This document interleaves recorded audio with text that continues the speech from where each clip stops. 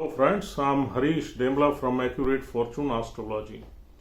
दोस्तों, आज हम कर्क लगन की कुंडली में चंद्र की 11वें भाव की प्लेसमेंट को डिस्कस करेंगे। इससे पहले कि हम अपनी चर्चा शुरू करें, आपसे एक रिक्वेस्ट है कि अगर आप हमारा चैनल देखते हैं, उसे पसंद करते हैं, तो आप इसे सब्सक्राइब जरूर करिए, so that we should be motivated to upload such important videos for you. तो दोस्तों, आइए बात करते हैं मून की कैंसर असेंडेंट की 11th हाउस की प्लेसमेंट के बारे में। देखिए दोस्तों, 11th हाउस में टॉरस साइन है, 2 नंबर साइन है, जहां पर मून एग्जॉल्ट कर जाते हैं। लेकिन मून की एग्जॉल्टेशन 3 डिग्री में डीपेस्ट एग्जॉल्टेशन होती है। मून आगे रहें या पीछे रहें, यहां मून की डिग्निटी अच्छी मानी जाती है। और काल पुरुष कुंडली में ये 2nd हाउस की ही राशि है। 2nd हाउस का संबंध वेल्थ से भी है, लेकिन 11th हाउस जहां पर मून जा रहे हैं या चले गए हैं, ये लाभ भाव है। Primarily it is known as लाभ भाव। और इसके साथ साथ यहां से और भी बहुत चीजें निकलती हैं। ये हमारी डिजायर्स का घर है, इच्छाओं का घर है, उपाच्या घर है। हमने लाइफ में जो भी हमारी हिडन या ओपन डिजायर्स हैं, हमारे गोल्स हैं, एम्बिशन है, हम लाइफ में क्या करना चाहते हैं, क्या पाना चाहते हैं, वो इसी घर से ही हमें पता लगता है कि वो हमारी इच्छाएं पूरी होंगी या नहीं होंगी।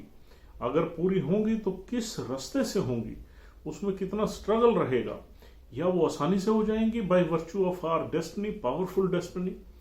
और ये जो 11th हाउस है, ये हमारे एल्डर सिबलिंग्स का भी घर है और हमसे बड़े लोगों का भी घर है।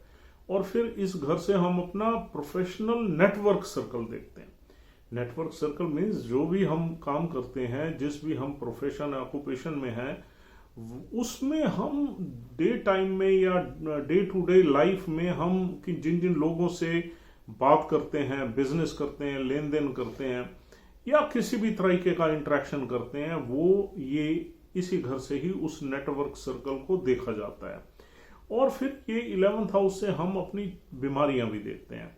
ये बीमारियां उतनी सीरियस नहीं होती जितनी छठे घर की बीमारियां होती हैं, क्योंकि ये भावार्थ भवम में छठे से छठा ही घर है।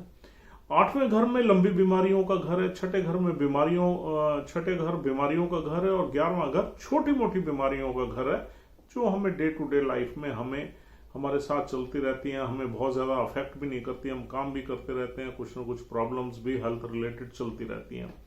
लेकिन 11th हाउस जो है, हमारे नीज के नीचे, हमारे जो काव्स होते हैं पैरों में, वहां घर है। मतलब फुट से ऊपर और नीज से नीचे का घर है। तो आइए जान लेते हैं कि यहां पर मून किस तरह के रिजल्ट्स देंगे। देखिए दोस्तों, मून यहाँ एग्जॉल्टेड डिग्री के आसपास हैं, तो यहाँ बहुत अच्छे रिजल्ट्स देंगे। और यहाँ पर इंसान जो है बहुत ही दिखने में अच्छा होगा और वेल्दी होगा, उसका पे पैकेज काफी अच्छा होगा, या over the period, over the time उसका पे पैकेज बढ़ सकता है। अगर वो बिजनेस में है तो बिजनेस में भी उसकी इनकम हेफ्टी इनकम हो सकती है। और व्यापार में बहुत अच्छे होते हैं ऐसे लोग काइंड हार्टेड होते हैं, हेल्पफुल होते हैं, और उनका नेटवर्क सर्कल जो होता है वो भी बहुत सपोर्टिव होता है। यानी कि वो अपने नेटवर्क सर्कल को यूज करके बहुत ज्यादा गेन्स कमा सकते हैं। अगर वो जॉब में है, अगर जॉब में कोई बाय द वे परेशानी आ गई, नौकरी छूट गई या कहीं रिजाइन कर दिया, तो ये अपने नेटवर्क सर्कल के थ्रू अपनी रिकमेंडेशंस करा के दूसरी जॉब फटाफट ले लेते हैं, क्योंकि इनका नेटवर्क सर्कल इनके लिए एक एसेट की तरह काम करता है। और दोस्तों, ये इंसान स्टेबल माइंडेड होगा। थोड़े से मूड स्विंग्स हो सकते हैं, which is a basic nature of moon, लेकिन यहां मून की स्टेबिलिटी अच्छी है, मून की स्ट्रेंथ बहुत अच्छी है। ऐसे आदमी किसी भी जो प्रतिकूल स्थिति में डामाडोल नहीं होते, डिस्टर्ब नहीं होते, मेंटल स्ट्रेंथ उनमें काफी रहती है। थोड़े से मूड स्विंग्स हो सकते हैं, but it will not affect your mental strength. ऐसे लोगों को कभी हमने डिप्रेशन में जाते हुए नहीं देखा। They are very strong mentally, they are mentally very strong, और वो अपने माइंड से बड़े सोच समझ के डिसीजंस लेते हैं। और बड़े रॉयल होते हैं, उनका एटीट्यूड बड़ा रीगल होता है और विट्टी नेचर होती है, थोड़े जिद्दी जरूर होते हैं जिद की, क्योंकि 2 नंबर साइन बड़ा फुल ऑफ प्राइड साइन है। और ये यहाँ पर रोहिणी नक्षत्र भी मिलता है। रोहिणी नक्षत्र में आपको पता ही है चंद्रमा सबसे ज्यादा टाइम रहते हैं, और ये थोड़ा सा फुल ऑफ प्राइड है, तो थोड़ा सा जिद्दी होना या प्राउड होना यहाँ पर नेचुरल है, यहाँ पर रह सकता है इंसान। लेकिन ये मून इंसान को बहुत ही अच्छे रिजल्ट्स दे सकता है। इंसान किसी भी प्रोफेशन में हो, सक्सेस की सीढ़ी जरूर चढ़ेगा। और हाँ, अगर नक्षत्र के लॉर्ड की प्लेसमेंट कहीं अगर गलत भी है, तब भी उसकी लाइफ में ऑब्स्टेकल्स तो आ सकते हैं, लेकिन यहाँ गेन जरूर, सक्सेस जरूर मिलेगी इंसान को। आगे देखते हैं, ये हमारा डिजायर्स का घर है, विशेस का, हमारी इच्छाओं का घर है। तो यहाँ पर लगन लॉर्ड आके बैठ गया है, तो नेचुरली यहाँ पर इंसान की डिजायर्स तो पूरी होंगी लाइफ में, और most of the desires will be fulfilled. और यहाँ पर इंसान थोड़ा मनी माइंडेड हो जाता है। ग्रिड, ये लाभ भाव है। सीधा लगन लॉर्ड जब लाभ भाव में आ जाए, उपाच्य हाउस में आ जाए, तो इंसान ग्रिडी हो जाता है। वो पैसा कमाने के लिए कुछ भी करेगा, लेकिन फिर भी यहाँ पर उसकी जो हरकतें होंगी, जो उसका बिहेवियर होगा, और जो उसकी डीलिंग्स होगी, वो रॉयल होंगी, रीगल होंगी, और बड़ी कमिटमेंट वाली होंगी, स्टेबल होंगी। और यहाँ इंसान की सोशल रिस्पेक्ट भी बहुत होती है। इंसान के दुश्मन जो है अपने व्यापार में या अपने ऑक्यूपेशन में, उसके जो एनिमी है वो ज्यादा देर तक नहीं टिकते, और वो अपने जो उसके फैसले होते हैं, जो काम करने का तरीका होता है, जो कमिटमेंट लेवल होता है, उसकी वजह से उसके एनिमीज हमेशा उसके नीचे ही रहते हैं। और इंसान जो है यहाँ पर पैसा कमा के अपनी मटेरियलिस्टिक डिजायर्स को पूरा करता है। यहाँ पर इंसान की वाइफ भी सुंदर होती है, और यहाँ पर अगर 7th हाउस ठीक ठाक पड़ा हो, तो यहाँ पर पत्नी से भी सुख मिलता है इंसान को, क्योंकि अगर आपका मून अच्छा है तो आपकी आधी मैरिज तो यहाँ से अंदाजा लग सकता है ठीक ही चलेगी। हाँ, यहाँ पर अगर 7th हाउस बहुत ज्यादा अफेक्टेड है, मैलेफिक इन्फ्लुएंस के अंदर है, तो प्रॉब्लम्स आ सकती हैं। अदरवाइज अगर 2 चीजें देखी जाए, मून की कंडीशन और 7th हाउस, तो 50% ऑफ द जो प्रेडिक्शंस हैं मैरिज के बारे में, वो यहाँ सही निकलती हैं। और दोस्तों, मून हमारी इमोशंस हैं, हमारी फीलिंग्स हैं। यहाँ पर इंसान हैप्पी माइंडेड होता है, इमोशन स्टेबल होती है, माइंड स्टेबल होता है, बिजनेस माइंडेड होता है। पैसा कमाने में आदमी बिल्कुल कांस्टेंट एफर्ट्स करता रहता है, और पैसा कमाता भी है, सक्सेस की तरफ बढ़ता है। फैमिली में उसको पूरी इज्जत मिलती है, फैमिली की पूरी रिस्पॉन्सिबिलिटीज वो लेके रहता है, और इंसान को सोशल रिस्पेक्ट, रिकॉग्निशन अच्छी मिलती है। नेटवर्क सर्कल में उसकी फीमेल नेटवर्क सर्कल भी बहुत होता है, नेटवर्क सर्कल भी उसका सपोर्टिव होता है। अगर कहीं इंसान फंस जाए तो नेटवर्क सर्कल की हेल्प लेके इंसान उस प्रॉब्लम्स में से निकल जाता है। और दोस्तों, यहाँ से छोटी मोटी बीमारियां भी मिलती हैं। बीमारियां तो यहाँ होंगी, लेकिन बीमारी ठीक फटाफट हो जाएगी, क्योंकि आदमी पॉजिटिव माइंडेड होता है। उसकी जो साइकोलॉजी होती है वो पॉजिटिविटी की तरफ होती है, इसलिए आदमी डिप्रेस इजीली नहीं होता, और उन प्रॉब्लम्स में से जल्दी निकल जाता है। और दोस्तों, यहाँ पर बैठा हुआ मून 5वें घर को देखता है, तो ऐसे इंसान के बच्चे भी अच्छे होते हैं, और बच्चे आसानी से हो जाते हैं। अगर 5th हाउस में कोई मैलेफिक इन्फ्लुएंस नहीं है, तो बच्चे सुंदर भी होते हैं, क्योंकि मून की दृष्टि पड़ी हुई है। और बच्चे बड़े इमोशनल होते हैं, और कहीं ना कहीं बच्चों में भी वो संस्कार होते हैं जो इस इंसान में होते हैं। और बच्चे अच्छी एजुकेशन लेते हैं और बिजनेस माइंडेड बनते हैं इसी तरीके से।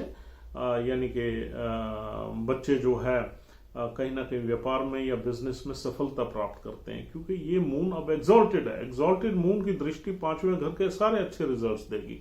5वें घर में अगर कोई मैलेफिक इन्फ्लुएंस नहीं है, तो इस इंसान की एजुकेशन भी अच्छी होती है। 5वां घर एजुकेशन का भी है, स्टॉक मार्केट से भी इंसान पैसा कमा सकता है। अब 5वें घर में 8 नंबर राशि है, जो मंगल की राशि है, और मंगल देव की अगर प्लेसमेंट अच्छी होगी तो 5वें घर से रिलेटेड भी अच्छे रिजल्ट्स में एडिशन हो जाएगी, क्योंकि मून की दृष्टि उसमें आ गई है, लगन लॉर्ड की दृष्टि आ गई है, और इंसान की एजुकेशन भी अच्छी होगी।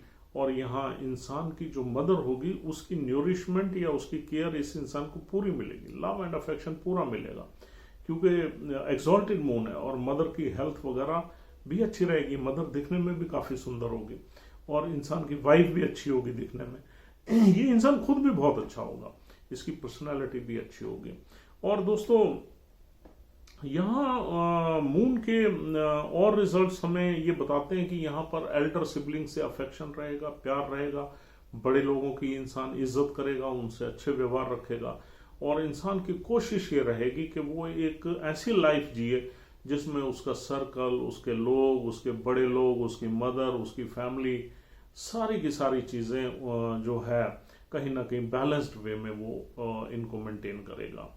अब देखिए दोस्तों, यहाँ नक्षत्र देख लेते हैं। नक्षत्र यहाँ मिलते हैं 3। पहला नक्षत्र है सूर्य देव का कृतिका नक्षत्र, जिसके 3 चरण यहाँ मिलते हैं, दूसरा, तीसरा, चौथा।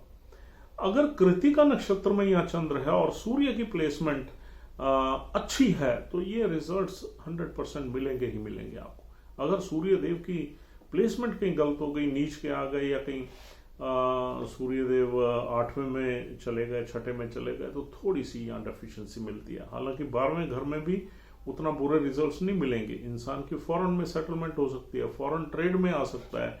अगर कृतिका नक्षत्र में चंद्र और सूर्य 12वें में चले गए तो फॉरेन कंट्री के सिग्निफिकेंस से कनेक्शन हो जाएगा, आदमी फॉरेन की सेटलमेंट में भी जा सकता है, तो ये रिजल्ट्स अच्छे हो जाएंगे।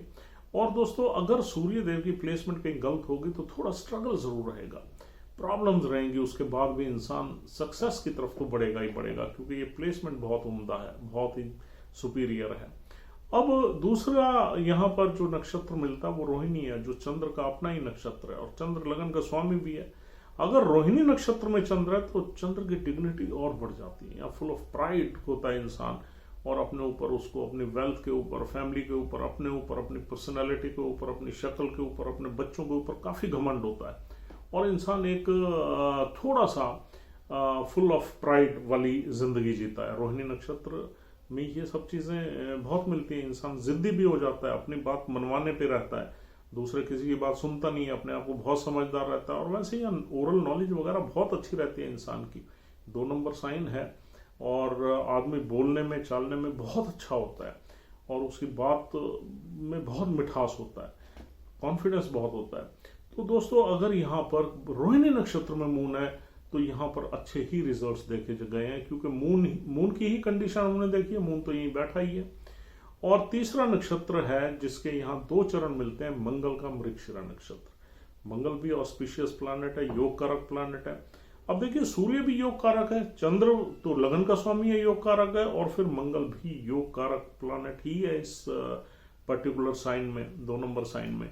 और यही तीनों नक्षत्र मिलते हैं। मंगल के यहाँ 2 चरण मिलते हैं, पहला और दूसरा। अगर मंगल के नक्षत्र में मून है तो मंगल की प्लेसमेंट आप जरूर देख लीजिए। मंगल की प्लेसमेंट अगर कहीं खराब है बहुत ज्यादा, तो फिर आपको ये मून थोड़ी सी ट्रबल्स वगैरह दे के ही सक्सेस की तरफ देगा।